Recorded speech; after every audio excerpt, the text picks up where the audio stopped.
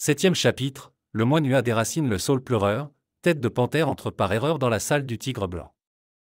Les voyous Zhang et Li Si ont tenté de tromper le moine Zishen, mais ont fini par être jetés dans une fosse par lui. Ils ont admis vivre du jeu et respectent Zishen.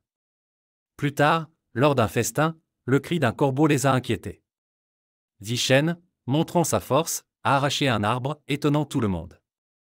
Zishen montrait souvent ses compétences en arts martiaux lors de rassemblements locaux. Un jour, il a organisé un banquet en retour. Lin Chong, un officier respecté, l'a loué pendant sa performance. Ils sont devenus amis.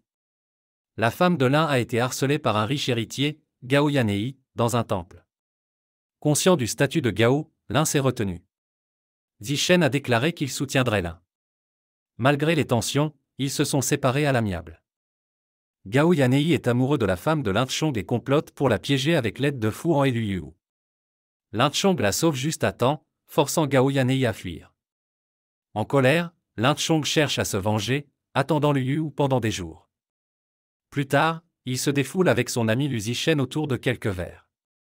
Lin Chong et Zishen croisent un homme dans la rue, désespérés que personne ne reconnaisse la valeur de son épée précieuse. Lin Chong négocie l'épée à 1000 guan et l'achète. Fasciné par sa beauté cette nuit-là, il envisage de la comparer à celle de Gao Taiwei. Le lendemain, appelé par Gao pour montrer la nouvelle épée, Lin Chong est faussement accusé de tentative d'assassinat et arrêté. Son destin est désormais incertain. 108 héros, chacun avec ses compétences uniques. Quel héros se démarquera dans le prochain épisode?